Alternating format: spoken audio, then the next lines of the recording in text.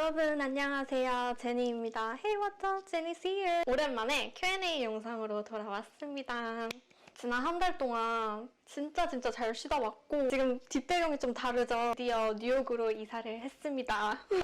이사한 지는 이틀밖에 안 돼서 아직 약간 얼떨떨하고 정리가 다 안 된 상태라서 되게 어수선한데 오늘이 아니면 영상을 찍을 날이 없더라고요. 그래서 오늘 시간을 내서 주말에 오랜만에 영상을 찍습니다. 지난번에 최종 합격 영상을 올리고 나서 이번에 처음으로 찾아뵈는 영상인데 뭘 하면 좋을까 엄청 고민을 하다가 영상 댓글에서 가장 많이 질문을 해주신 질문을 가지고 영상을 찍습니다. 이번 주 영상의 주제는요. 미국 취업을 꿈꾼다면 그 전에 꼭 봐야 하는 영상입니다. 제가 이 영상에서 담을 내용은 유학을 와서 21개월 동안 취업을 하기까지의 그 타임라인을 쭉 말씀드릴 거고요. 미국 취업을 꿈꾸기 전에 꼭 고민해봐야 되는 거. 취업을 준비하면 이 정도의 뭔가 어려움들이 좀 있는구나. 그거를 제가 4가지 항목으로 정리를 해봤어요. 그럼 오늘도 영상 재밌게 봐주세요. 유학을 준비했을 때부터 취업까지의 그 타임라인을 다 정리를 해드릴 예정입니다. 제가 여기다가 쭉 정리를 해놨는데요. 하나하나 언급을 하면서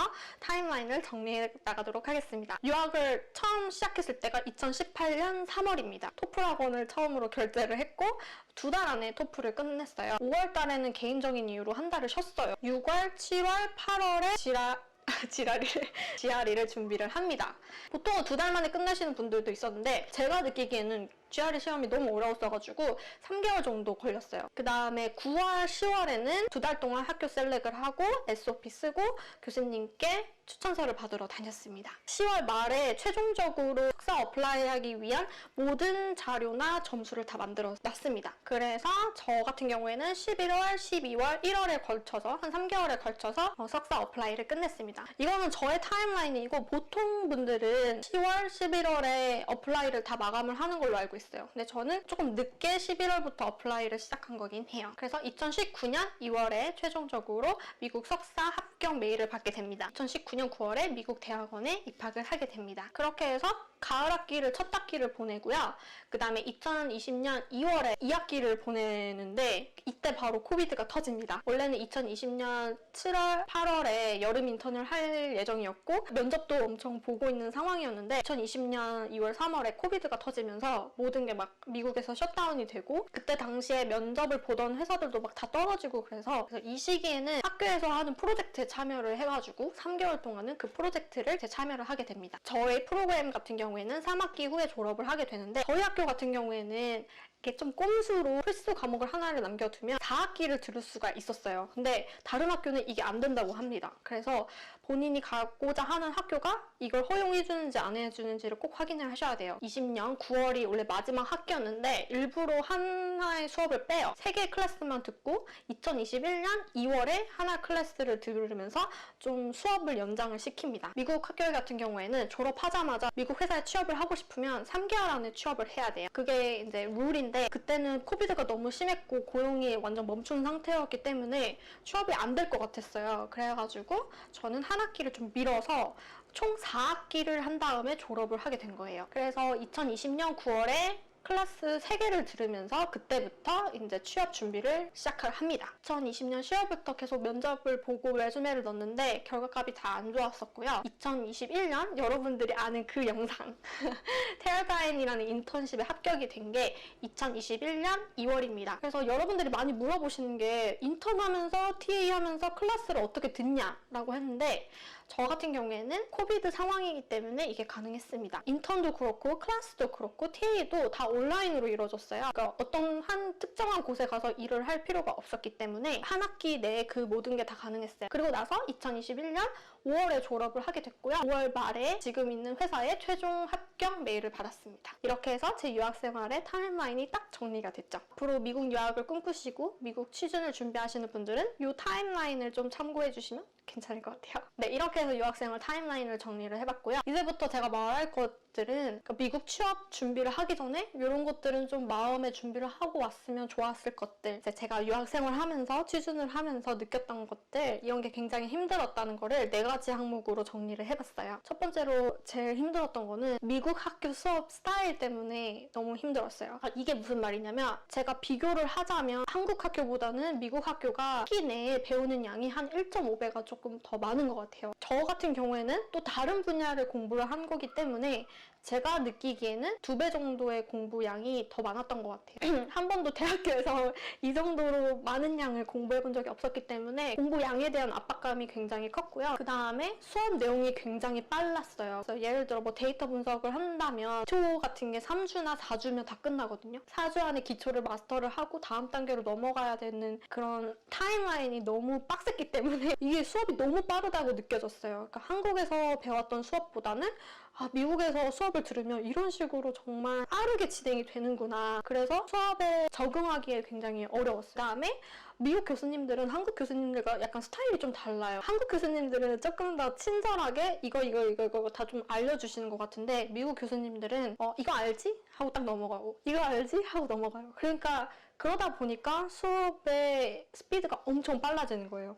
그래서 알지 하고 넘어가면 그 알지라는 부분은 본인이 혼자 스스로 채워야 하는 부분인 거예요. 교수님 스타일도 너무 다르고 스피드도 빠르고 양도 많고, 그리고 또 미국 학교의 좀 특징이 뭐냐면 매주 과제가 나와요. 매주 과제가 나가고 중간에 이제 개인 과제 크게 나가고 그 다음에 기말고사 때 팀과제 하나 나가고 그 다음에 중간고사 보고 기말고사 보고 이런 식이거든요. 매주 그 교수님이 가르친 내용을 리뷰를 쫙 하고 그 다음에 그걸 기반으로 과제를 해내야 된다는 얘기입니다. 오히려 장단점은 중간고사나 기말고사 볼 때 그렇게 크게 부담감이 없죠? 평소에 공부를 많이 해놨으니까 매일매일 공부를 해서 그 수업 양이나 스피드나 이런 걸 따라가야 한다는 거. 그게 처음에 제가 미국 유학 왔을 때 너무 스타일이 달라서 적응하기가 너무 어렵더라고요. 이런 점이 좀 다르다는 거. 그래서 마음의 준비를 하고 미국 교수님들 이런 스타일이구나. 수업 내용이 되게 빠르니까 내가 그날 바로 리뷰를 해서 따라가야겠다. 이런 마음가짐을 하고 오시면 좋을 것 같아요. 미국 취준할 때까지 좀 힘들었던 두 번째는 바로 압박감인데요. 압박감이라는 게 어디서 오냐면 뭐 취준할 때도 오긴 오지만 가장 문제는 저희는 다 외국인이잖아요. 외국인이 느끼는 압박감이 굉장히 커요. 어디서 구체적으로 느낄 수 있냐면 외국인은 인턴을 할 때도 그렇고 풀타임을 잡을 때도 그렇고 비자를 꼭 써야 되거든요. 근데 이 비자가 항상 마감일이 있어요. 이 비자를 내가 쓰고 싶은 대로 쓰는 게 아니라 이 비자는 학교에서 정해줘요. 이때까지만 쓸 수 있어. 제가 인턴 최종 합격을 2월 22일 날 봤거든요. 근데 제가 인턴 비자를 쓸 수 있는 그 데드라인이 2월 28일이었어요. 근데 저희 학교 같은 경우에는 코비드 때문에 그 데드라인이 넘어서도 좀 허용해주는 케이스가 있긴 했어요. 근데 다른 학교는 안 그럴 수도 있다는 거. 네, 그래서 내가 2월 28일까지 꼭 인턴 잡을 얻어야 된다는 그런 압박감이 굉장히 컸어요. 인턴 면접을 보면서도 그렇고 그 오퍼를 받기까지도 그렇고 하루하루가 약간 너무 막 엄청 쫄리는? 매일매일 약간 악몽을 꾸는? 약간 그런 압박감이 굉장히 컸어요. 그리고 지금도 제가 풀타임을 들어갔는데 정규직 때 쓸 수 있는 워킹 비자가 있어요. 그걸 OPT라고 하는데 OPT라는 거는 이제 제가 어플라이를 하고 언제 올지 모르는 비자예요. OPT를 3월 달에 어플라이를 했는데 지금까지도 못 받고 있어요. 그러니까 4개월이 걸린 거죠. 근데 이거는 아무도 몰라요. OPT를 언제 내가 받게 될지는 아무도 모르거든요. 보통은 5개월 안에는 온다고 하는데 사실은 지금 제가 6월 달에 일을 시작했어야 됐는데 그 OPT가 계속 안 오는 바람에 7월에 입사를 하게 된 거예요. 그러니까 이런 식으로 만약에 OPT가 정말 늦게 오면 어떤 회사들은 기다려줄 수 없다고 하고 잡 오퍼를 철회하는 경우도 많거든요. 엄청 힘들게 직업을 잡았음에도 불구하고 OPT나 비자 신분 때문에 일을 못하게 되는 경우도 정말 허다해요. 그래서 이런 압박감이 굉장히 크다는 거. 어쩔 수 없는 부분이죠. 내가 해결할 수 없는 부분이기 때문에 스트레스를 굉장히 많이 받았었고 그 데드라인에 대한 압박감이 굉장히 컸습니다. 이 부분도 꼭 유학하기 전에 생각을 해봐야 하는 부분인 것 같아요. 그 다음에 세 번째, 내가 원하는 분야의 취업이 안 될 수도 있다는 생각을 갖고 오셔야 되는 것 같아요. 저희 과 동기들 취업 상태를 제가 조금 조사를 해봤거든요. 데이터 분석 석사를 졸업을 하면 어느 정도로 데이터 분석가가 될 수 있는 확률이 있는지를 지금 한번 같이 계산을 해보려고 해요. 미국 사람들 제외하고 외국인이 50명이 입학을 했어요. 지금 미국에 남아있지 않고 자기네 나라로 돌아간, 그러니까 리턴을 한 친구들이 35명 정도 돼요. 지금 미국에 남아있는 친구들은 15명 정도 됩니다. 이 중에 데이터 사이언티스트가 된 친구들은 제가 알기로는 3명 정도 있고, 데이터 애널리스트가 된 사람은 3명 정도 있고, 그 다음에 나머지 친구들은 지금 아직 인턴을 하고 있거나 아니면 어떤 분야로 취업을 했냐면요. 컨설턴트나 비즈니스 애널리스트 또는 뭐 프로젝트 매니지먼트 이런 식으로, 그러니까 데이터와 관련이 없는 분야에 취업이 된 상태입니다. 이렇게 취업 현황을 보면 어떤지 아시겠죠? 그러니까 데이터 분석을 졸업을 한다고 데이터 애널리스트, 데이터 사이언티스트가 되는 거 가장 베스트 시나리오지만 저희 과 친구들 이제 지금 취업 현황 같은 거 보면 굳이 데이터 애널리스트가 안 되더라도 뭐 컨설턴트나 비즈니스 애널리스트로 취업이 되는 경우도 많이 있어요. 저 같은 경우에도 제가 작년 10월부터 2월까지 원서를 한 800개 정도를 어플라이를 했어요. 이때도 저는 데이터 애널리스트를 집중적으로 넣었지만 다른 직군들도 많이 넣었어요. 왜냐면 나는 어찌 됐든 죽이 되든 밥이 되든 뭐가 됐든 미국에서 꼭 취업을 하겠다라는 목표가 있었거든요. 그래서 뭐 마케팅, 세일즈 포지션도 많이 넣었었고, 그런 식으로 CPT, OPT라는 데드라인이라는 장벽이 있으니까 그때까지 꼭 직업을 구해야 하는데 데이터 애널리스트로 직업을 구하지 못했을 때도 다른 직업이라도 괜찮으니까 계속 어플라이를 하겠다. 약간 미국에 왔을 때 내가 데이터 애널리스트 직군이 아니라, 그러니까 직군을 조금 더 넓게 가져오는 거를 추천을 합니다. 저 같은 경우에는 정말 운이 좋았던 케이스라고 생각이 돼요. 정확하게 데이터 분석 관련된 일을 하는 친구들이 저희 과 동기에도 몇 명 없기 때문에 운이 좋은 케이스라고 생각을 하고 있지만, 취업이 안 됐을 때, 그러니까 확정이 안 됐을 때는 저는 다른 직군들도 다 면접을 봤다는 거, 그거를 조금 염려를 해두시고 오시는 거를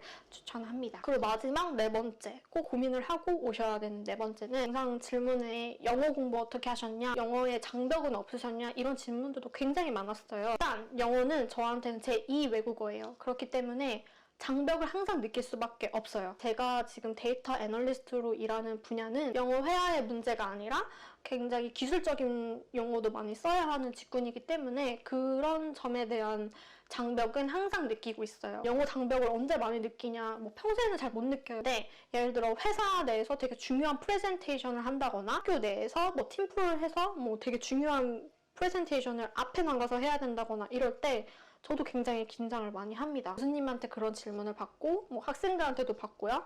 그 다음에 회사에서는 뭐 매니저분들한테도 그때그때마다 내가 준비한 거 이외에 질문들을 받을 때, 그럴 때마다 좀 긴장을 하고 그런 상황이거든요. 끝나지 않는 공부를 평생을 가지고 가야 된다고 생각을 하면 굉장히 큰 압박감으로 다가올 수 있죠. 제가 이제 취업을 했으니까 취업을 할 만큼 영어 실력이 늘었는데 영어 공부는 이제 안 해도 되는 건가요? 뭐 어느 정도 자신감이 있으신가요? 라고 물어보신다면 저는 계속 영어 공부는 해야 된다고 생각을 해요. 그래서 지금도 꾸준히 영어 공부를 하고 있고요. 그리고 앞으로도 꾸준히 해야 되고요. 이제 한국 취업했을 때는 뭐 영어 공부 하긴 하겠지만 그게 밥벌이랑 이어지진 않잖아요. 근데 내가 여기서 영어를 못하고 전문적으로 말하지 못하면 미국에서는 밥벌이가 없어지는 거잖아요. 영어 공부에 대한 책임감이 한국에서 취업을 했을 때보다 굉장히 크다고 생각을 합니다. 이런 점도 내가 미국 취업을 했을 때 안고 가야 할 문제라는 거 생각하고 오시면 좋을 것 같아요. 휴가를 갔다 온 이후로 처음으로 영상을 찍었는데요. 사실은 영상을 한 달 만에 찍으니까 너무 긴장이 되는 거예요. 원래는 영상 켜놓고 말할 때 그렇게 긴장을 하지 않았거든요. 그냥 하고 싶은 말 하고 재밌게 했었는데 막상 한 달 만에 이렇게 영상을 딱 찍어서 말을 하려고 하니까 굉장히 부담이 되더라고요. 그래서 사실 이게 두 번째 찍는 영상이에요. 네, 오늘도 되게 열심히 준비해서 만든 영상이니까요. 이 영상을 기반으로 미국 유학부터 미국 취준까지 도움이 되셨으면 좋겠습니다. 오늘 영상이 도움이 되셨다면 좋아요와 구독 부탁드립니다. 그럼 우리는 다음 영상에서 만나요. 안녕!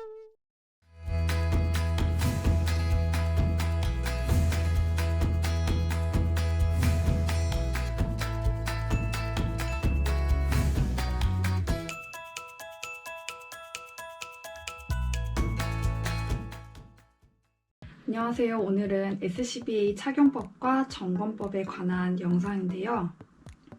혹시 제 영상을 처음 보셨다면 저는 해양대학교를 졸업해서 항해사로 승선하고 있고요. 대학생 때부터 생각했던 게 승선 생활이나 승선 업무라는 것 자체가 대중들에게 많이 알려져 있지 않고 또 항해사를 꿈꾸고 있는 친구들에게도 도움이 될 것 같아서 영상을 계속 만들고 있고요. 예전부터 항해사에 관한 유튜브 영상을 만든다고 말하고 다닐 때 주변 분이든 제가 승선하고 있는 배에서든 되게 괜찮은 아이디어 같다라고 말씀을 해주신 분이 많으세요.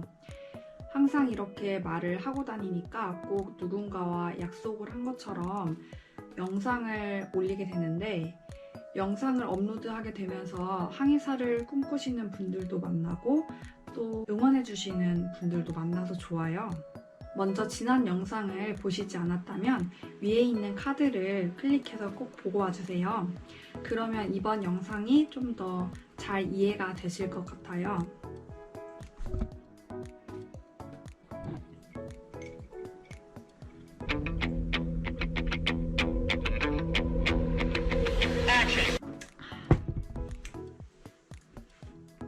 지난 영상에도 말씀드린 것처럼 SCBA는 선박뿐만 아니라 공공장소에도 있는데요. 많은 분들과 인명구조기구 그리고 호흡구에 대해서 공유하면 좋을 것 같아서 영상을 만들었어요. 저도 처음 접했을 때는 너무 어려웠는데 사망사로 승선하면서 점검하러 다니다 보니 익숙하게 되었어요.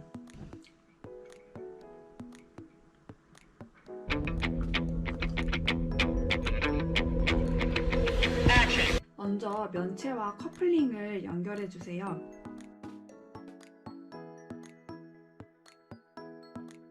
연결 후 면체를 들어서 비주얼 체크를 해줍니다. 그리고 바이패스 밸브를 시계 반대 방향으로 풀었다가 시계 방향으로 잠궈주세요.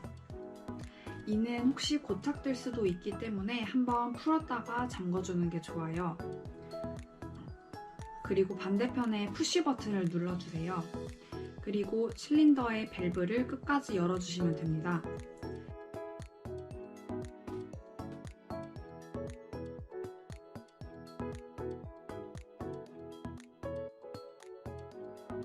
저는 배에서 SCBA를 점검할 때 압력 게이지의 압력을 읽기 위해서 압력계를 제 얼굴 방향에 두고 실린더 밸브를 열어서 확인했는데요. 해양수산연수원 선생님께서는 압력 게이지가 순간적으로 압이 차면 터질 수도 있는 위험이 있으니까 압력계를 얼굴 반대편 바닥 방향에 두고 실린더 밸브를 오픈하라고 하셨어요.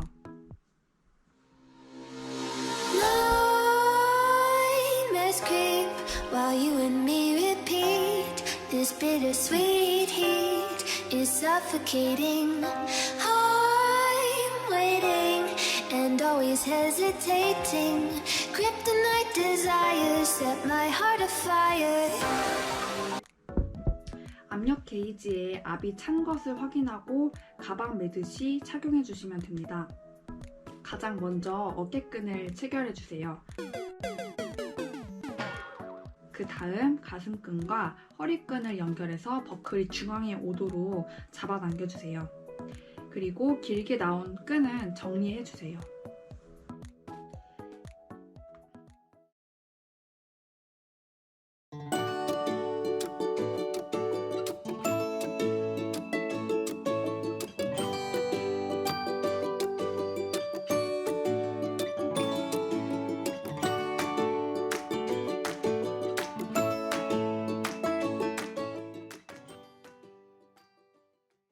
안녕하세요. 미아홍철 김명철 수의사입니다. 제가 오늘 묘한 진료소 두 번째 시간 턱드름에 대해서 여러분들께 말씀드리겠습니다. 그러면 턱드름이 도대체 뭐냐? 여드름은 알겠는데 턱드름은 모르겠다. 바로 턱드름은 고양이 턱 부분, 바로 이 부분에 생기는 여드름이라고 생각을 하시면 됩니다. 근데 왜 하필이면 여기 턱에 여드름이 고양이들은 잘 생길까요? 그건 바로 이 턱 부분에 고양이들은 피지선이 되게 발달되어 있기 때문입니다. 턱드름이 우리 고양이가 생겼는 거에 대해서 제일 먼저 알아차리는 방법은 턱에 막 검은 깨가 막 알알이 박혀 있는 거예요. 그래서 처음에는 이게 무슨 벌레 아니냐, 이상한 막 벌레가 끼어 있는 거 아니냐라고 말씀하시는 분도 계신데, 이제 턱에서 검은깨가 관찰됐다라고 하면 사람 코에 있는 블랙헤드가 생겼다 라고 그냥 생각을 하시면 되고요. 뭐 특별히 문제되는 건 없어요. 대신에 여기서 조금 더 진행이 되면 턱이 정말 심하게 붓고 이쪽에서 농이 막 터져가지고 고름이 흐르는 좀 그런 심각한 상태까지 진행되게 됩니다.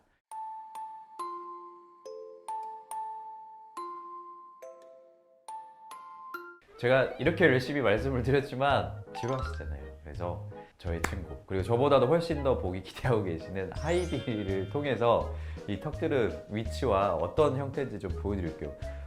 하이디, 이렇게 턱 깨끗해야 되는데. 자, 그러면 저의 친구 하이디입니다. 이디야. 이디가 갑자기 의기소침해졌는데요. 이디야, 오늘 턱 보여주는 날이야. 턱 좀 보여주세요.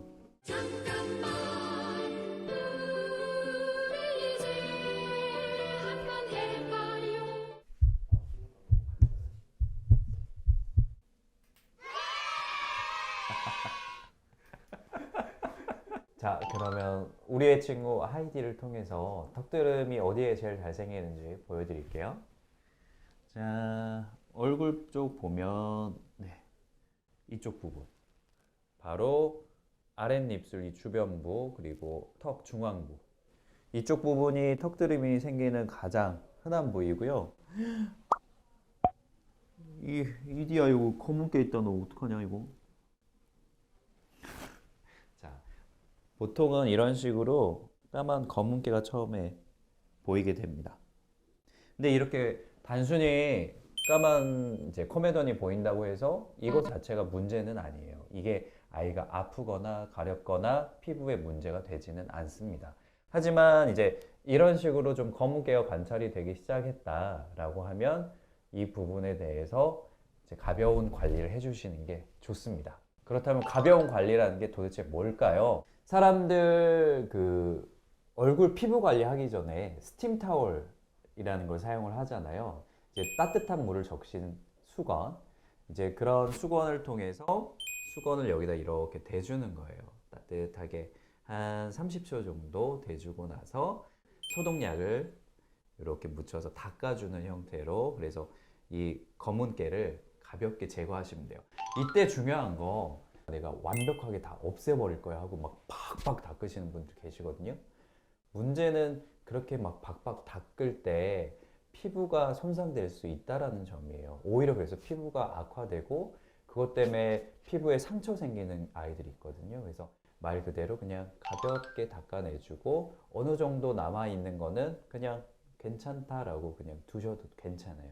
그 다음은 어떤 식으로 진행되는지 오늘 또 구글 검색을 통해서 그 다음 더 이게 심해지면 어떤 모습으로 발전되는지 그 부분 제가 검색해서 한번 이미지 보여드리도록 하겠습니다. 뭐라는 거야, 이상해. 자, 지금부터 제가 그러면 고양이 턱드름 구글 검색을 해보도록 하겠습니다.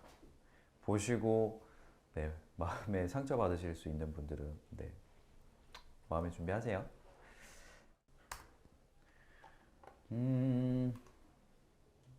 역시 이미지가 엄청나게 뜨네요.